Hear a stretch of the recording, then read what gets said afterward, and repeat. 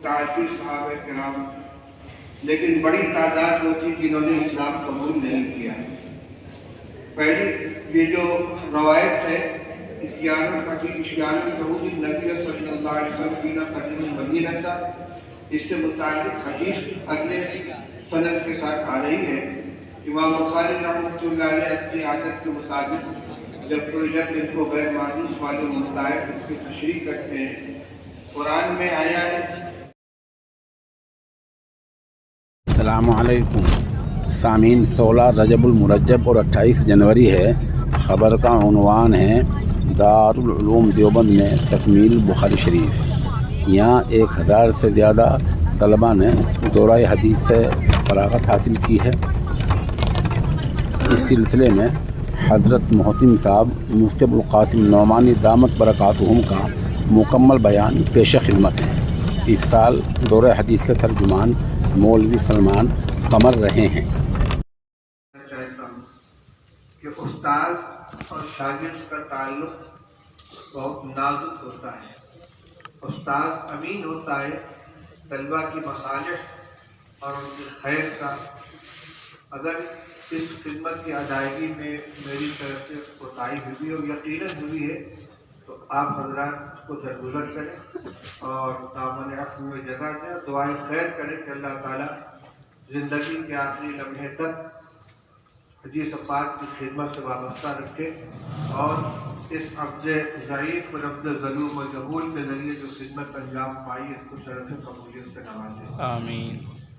آپ نے تعلیم کا ایک مرحلہ مکمل کیا ہے، لیکن اساتذہ فراغت کے موقع پر طلبہ کو یہ تلقین کیا کرتے ہیں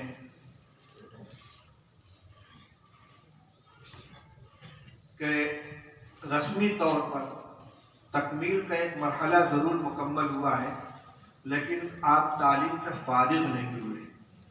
اس لیے یہ تصور اگر ہوا کہ ہم فارغ ہو گئے اور ہم فاضل ہو گئے تو بہت بڑے خسارے کی بات ہوگی۔ یہ تو مناسبت پیدا کرنے کا ایک سلسلہ تھا۔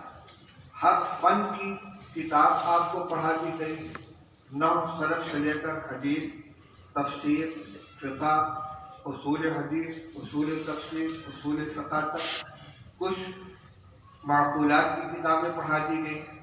ہر فن سے تھوڑا تھوڑا آپ کو چکھا دیا گیا، ذائقہ دلا دیا گیا، مناسبت پیدا کر دی گئی، لیکن اصل علم کی افزائش اور اس کو ترقی دینے اور اسے پختگی کرنے کا سلسلہ اب شروع ہوگا۔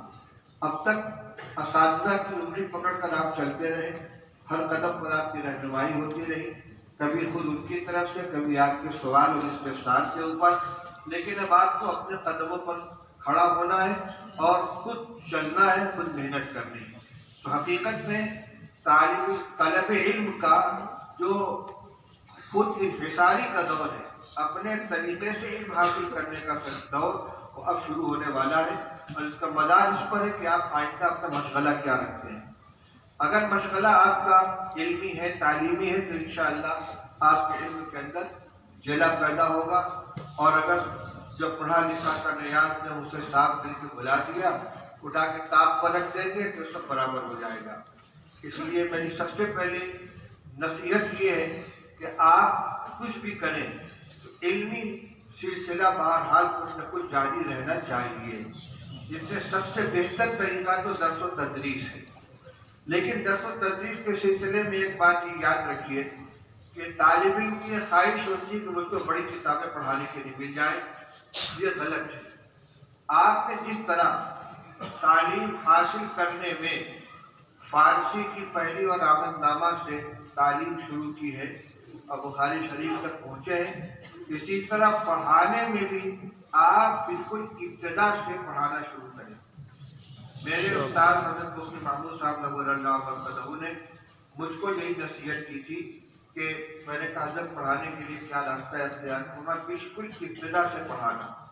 اور الحمدللہ فارسی کی پہلی سے لے کر دور حدیث کے پہلے سال تک کی جتنی کتابیں تھیں کسی بھی فن کی ہوں، نحو، صرف، بلاغت، معانی، فلسفہ، منطق، فقہ، تفسیر، اصول حدیث، اصول تفسیر سب کو سب پڑھانے کا موقع ملا۔ البتہ دور حدیث کی کتابوں میں کسی کو شاید اس کا موقع نہ ملے کہ 10 کی 10 کتابیں پڑھانے کو اس کو موقع ملے۔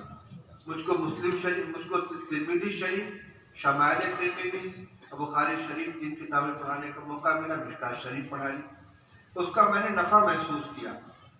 ابتدا سے جب آپ پڑھانا شروع کریں گے تو آپ اگر فارسی پڑھی ہے بہت اچھا ہے، اب تو فارسی میں بھی جنازہ نکل رہا ہے مدرسوں سے، ساری کتابوں کا ترجمہ اردو میں ہو گیا، تحویل بھی اردو میں آ گئی، میراث بن شعیب، پنجگن علم الصیغہ بھی اردو میں آ گئی ہے۔ فارسی سے طلبہ واقف ہی نہیں ہوتے، حالانکہ بنیادی طور پر فارسی کا جاننا ضروری ہے۔ خود اردو زبان سے واقفیت کے لیے صحیح فارسی کا جاننا ضروری ہے، اس لیے کوشش کریں کہ ایسے مدرسے میں پڑھائیں جہاں آپ کو فارسی پڑھانے کا بھی موقع ملے۔ اگر نہیں پڑھی ہے تب بھی پڑھائیے، کوئی ضروری نہیں ہے کہ ہر کتاب آدمی کی پڑھی ہوئی وہی پڑھائیں۔ درس نظامی کا یہ خاصہ ہے، اس میں یہ نہیں کہا جاتا کہ میں نے یہ کتاب نہیں پڑھی ہے۔ اور نصاب کے اندر تو یہ بات ہوتی ہے کہ تعلیم کے اندر یہ کتاب میں نے نہیں پڑھی ہے، لیکن درس نظامی پڑھانے میں اتنی صلاحیت ہو جاتی ہے اگر قاعدے سے طالب نے پڑھائے کہ کسی کتاب کے بارے میں یہ نہیں کہے گا کہ میں نے یہ کتاب نہیں پڑھی۔ کون فوٹو لے رہا ہے بھائی؟ کھڑا کرو اس کو، کون ہے؟ اس کو کھڑا کرو، کون آدمی ہے؟ اگر کسی نے درک حاصل کر لیا ہے تو کسی کتاب یا کسی فن کے بارے میں یہ نہیں کہہ سکتا کہ میں نے نہیں پڑھا ہے۔ میں نے خود کئی کتابیں مختارات نہیں پڑھی ہے، منصورات نہیں پڑھی ہے، ندوہ کی کتابیں، لیکن ہمارے یہاں عالم سے نصاب میں داخل تھی، پڑھایا، کوئی تکلف نہیں ہوا۔ کسی نے مقامات پڑھی تھی، جس نے مقامات پڑھ لی ہے، نمط العرب پڑھ لی، اس کے لیے پھر منصورات اور مختارات کی کوئی حیثیت نہیں۔ تو میں یہ کہنا تھا کہ فارسی نہیں بھی پڑھی تو فارسی پڑھانے کی کوشش کیجیے، آپ عالم ہو گئے انشاءاللہ، کوئی دقت نہیں ہے۔ فارسی سے لے کر آخر تک کی ساری کتابیں پڑھائیے۔ اس لیے یہ شوق نہیں ہونا چاہیے کہ کہیں جائے تو فوراً اونچی کتابیں لیں۔ حضرت مولانا ارشد صاحب فرماتے تھے کہ ہم نے یہاں جو تدریب المعلمین کا سلسلہ قائم کیا تھا، ہمارا مقصد یہ تھا کہ یہاں ابتدائی تعلیم دینے والے اچھے طلبہ تیار ہوں، اور پھر یہاں سے جانے کے بعد وہ جن مدرسوں کے اندر پڑھائیں کہ وہاں بنیادی تعلیم مضبوط ہو۔ لیکن ہوتا بہت کم ایسا ہے کہ یہاں کی تدریب کیے ہوئے طلبہ جہاں جائیں تو میراث بن شعیب پڑھانے کے لیے بیٹھے۔ عموماً یہی ہوتا ہے کہ ان کو ہدایت دے دی جاتی ہے، سرجامی دے دی جاتی ہے، اوپر کتابیں مل جاتی ہیں، تو جن کتابوں کو انہوں نے مشق کی ہے، جس میں ان کی صلاحیت پختہ ہوئی ہے، اس سے کام نہیں لیا جاتا ان سے۔ تو ابتدا سے پڑھانا شروع کیجیے۔ میں یہ کہہ رہا تھا کہ علمی پختگی کے لیے سب سے بہترین طریقہ جو ہے، سب سے بہترین ذریعہ درس و تدریس ہے۔ اور اگر مکمل وقت درس و تدریس میں آپ نہ دے سکیں، کچھ اور بھی مشغلے ساتھ میں ہو، تو کم سے کم جز وقتی تدریس اختیار کر لیں۔ ہمارے شہر میں بنارس میں بہت سے اکثر مدرسوں کا یہ سلسلہ چل رہا ہے کہ شہر میں جو فضلاء دارالعلوم سے فارغ ہو کر گئے ہیں اور انہوں نے باقاعدہ ملازمت نہیں کی ہے، وہ اپنا کاروبار بھی کر رہے ہیں، کوئی 1 گھنٹہ کوئی 2 گھنٹہ مدرسے میں آ کر باقاعدہ پڑھاتا ہے، اور پڑھاتے پڑھاتے وہ میزان سے لے کر مشکات تک پہنچے ہیں، پڑھانے صلاحیت ہو گئی الحمدللہ ان کے اندر، بلکہ بعد اس طرح پڑھاتے پڑھاتے باقاعدہ مدرس بھی ہو گئے اور ان میں سے 1-2 ریٹائر بھی ہو گئے۔ تو اب یہ دوسرا طریقہ یہ ہے کہ اگر مکمل وقت نہیں لگا سکتے تو کم سے کم کچھ وقت تدریس کرتے رہنا چاہیے۔ تیسری صورت ہے، کسی مسجد کے اندر آپ امامت و خطابت کی خدمت انجام دیتے ہیں، وہاں درس قرآن کا سلسلہ شروع کریں۔ درس قرآن باقاعدہ تیاری کر کے مطالعہ کر کے درس قرآن دیں۔ یہ ضروری نہیں ہے کہ جتنا آپ نے مطالعہ کیا سب اگل دیں عوام کے سامنے، اس لیے کہ درس قرآن کا 2 مقصد ہے۔ ایک ہے قرآن سے متعلق اپنی معلومات کا تفصیل پیدا کرنا، معلومات میں اضافہ کرنا، مناسبت پیدا کرنا قرآن پاک کے ساتھ، دوسرے عوام کو قرآن تعلیمات سے آگاہ کرنا۔ تو مطالعہ جتنا آپ کر لیں اپنے مطالعے کے لیے، لیکن عوام کے سامنے اتنا بیان کریں جتنا ان کے لیے مناسب ہو۔ اس سلسلے میں ہمارے اکابر کی تصنیفات، مولانا مفتی شفیع صاحب کی معارف القرآن ہے، مولانا ادریس صاحب کی وہ معارف قرآن ادریسی ہے، مولانا عاشق الہی صاحب کے انوار القرآن ہے، اور اب تو کئی حضرات کے آسان تراجم بھی آ چکے ہیں موجودہ علماء میں سے، تو ان کے لیے عوام کے لیے تو اتنا کافی جتنا ان تفسیروں میں، لیکن اس مطالعہ کے لیے آپ کو کتابوں کی طرف دیکھنا چاہیے۔ اسی طرح درس حدیث کا بھی ایک سلسلہ ہو سکتا ہے، مسائل نہیں، فضائل اور آداب معاشرت سے متعلق احادیث کا ترجمہ مسجد کے اندر سنائیں، جمعہ سے پہلے خطبہ دیں، اس کے لیے تیاری کریں، کچھ تصنیف و تعریف کے دینی مضامین مرتب کریں، ان کو شائع کریں، کتاب کی شائع کریں۔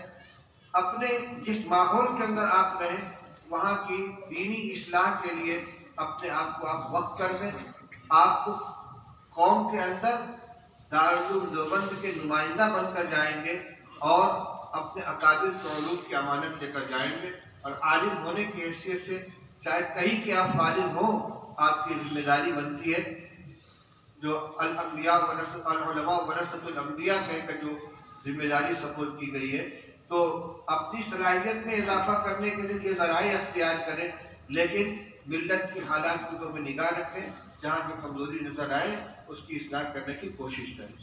مدرسین کے لیے دو باتیں میں اپنے حضرت مفتی صاحب رحمۃ اللہ علیہ کے نقل کرتا ہوں، تو اس سے ہم نے کہا کہ حضرت کچھ مختصر سی نصیحت کر دیجیے۔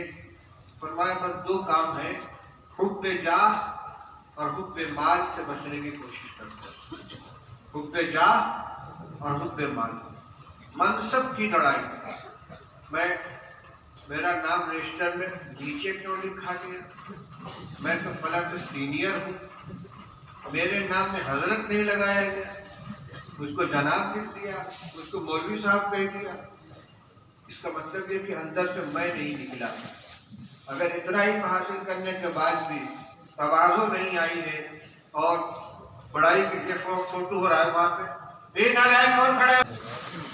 ما دیوانی یا دیعانی ارسلا فی غنم بافسد لها من حب الرجل لماله ولشرفه لدینه، او کما قال رسول اللہ صلی اللہ علیہ وسلم۔ آپ نے ارشاد فرمایا کہ دو بھوکے بھیڑیے جو کسی بکری کے ریوڑ پر آزاد چھوڑ دیے جائیں، وہ ریوڑ کو اتنا نقصان نہیں پہنچائیں گے جتنا مال اور شرف کی محبت آدمی کے دین کو نقصان پہنچاتی ہے۔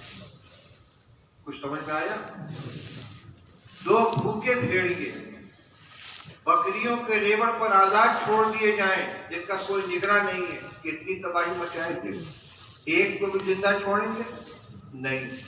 فرمایا جتنا نقصان ان دو بھیڑیوں کا بکری کے ریوڑ میں ہو سکتا ہے، اس سے زیادہ عہدے اور مال کی محبت آدمی کے دین کو نقصان پہنچاتی ہے۔ اس لیے آپ کسی ادارے میں جائیں تو کبھی عہدے کی طلب نہ کریں اور کبھی تنخواہ کے لیے لڑائی نہ کریں کہ میری تنخواہ میں اضافہ کیا جائے، مجھ کو اتنا دیا جائے۔ آپ تو جو کچھ کریں اللہ کے لیے کریں، اللہ آپ کی ضرورت پوری کرے گا، انشاءاللہ آپ کی کفالت ہوگی۔ یہ کم سے کم یہ دو چیزیں اپنے اندر پختہ کر لیں کہ مال کے لیے کبھی لڑائی نہیں کریں گے، عہدے کے لیے کبھی جھگڑا نہیں کریں گے۔ دیکھیے اللہ آپ کو کتنا اونچا اٹھاتے، کتنی عزت آپ کو ملتی ہے۔ دوسری بات مسلک کے سلسلے میں عرض کرنی ہے۔ اکابر علماء دیوبند کے مسلک کو مضبوطی کے ساتھ تھامیے، کیونکہ یہ ایک معتدل ترین مسلک ہے، اور اس کے بنیاد کون ہے؟ حضرت مولانا محمد قاسم صاحب نانوتوی، حضرت مولانا رشید احمد صاحب گنگوہی، حضرت مولانا اشرف علی صاحب تھانوی، حضرت مولانا محمود حسن صاحب دیوبندی، اور پھر پوری سلسلہ چلا آیا حضرت مولانا حسین احمد صاحب مدنی، حضرت مولانا فخر الدین صاحب، اور آج تک جو ہمارے اساتذہ کرام ہیں، ان کا جو مسلک و مشرب ہے، اس کے اوپر مضبوطی سے قائم رہیں۔ دائیں بائیں ذرا سے بھی آپ پیر نکالیں گے گمراہی کے گڈھے میں جا پڑیں گے۔ اس لیے اس کو 1 سال چاہے آپ نے یہاں تعلیم حاصل کی ہو یا 10 سال تعلیم حاصل کی ہو، آپ تعصبیت کے لیبل لگا کے جو جا رہے تو اس تعصبیت کی حفاظت کریں.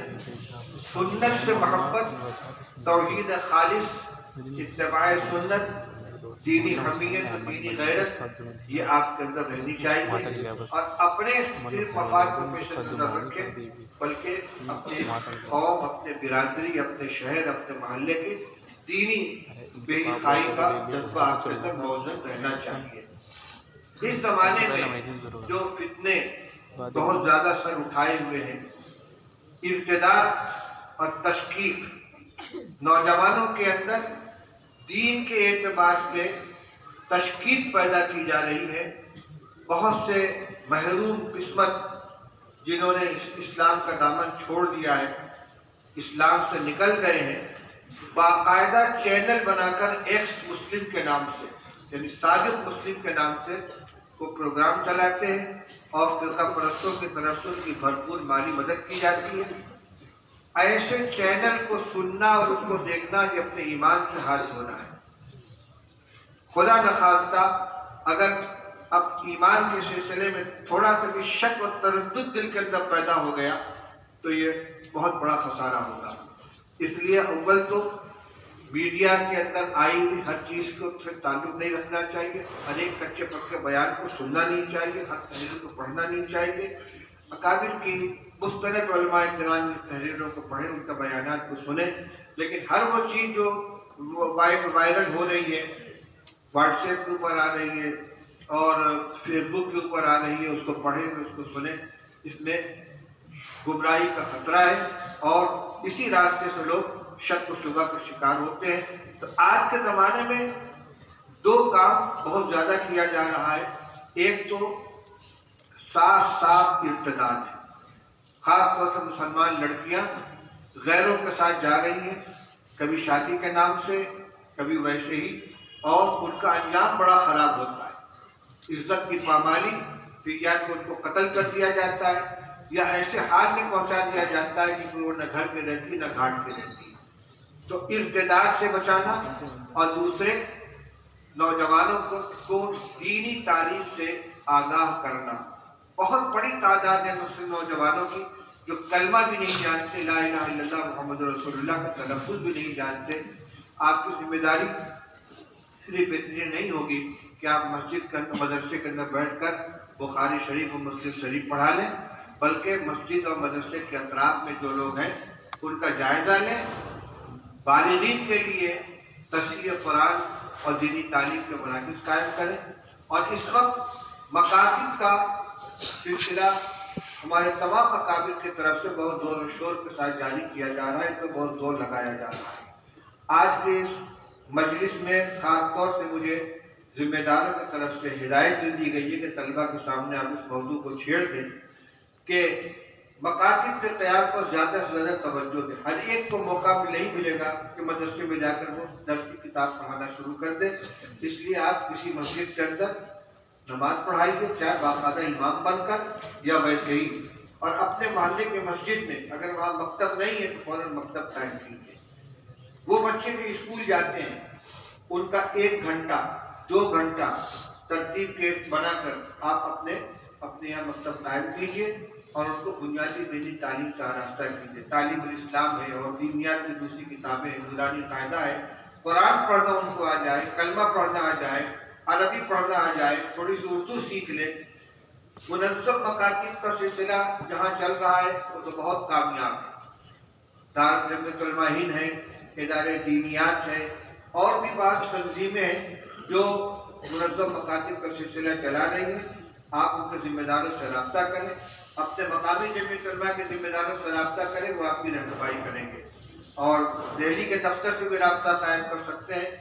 میرا مقصد کسی مخصوص تنظیم یا کسی مخصوص جماعت کے مکاتب کو قیام پر زور دینا نہیں ہے، بلکہ میں یہ چاہتا ہوں کہ ہر طالب علم اپنے علاقے کے اندر مکتب خود چلائے یا مکتب چلانے کا نظام قائم کرے تاکہ کوئی مسلمان بچہ جو ہے وہ دینی تعلیم سے محروم نہ رہ جائے.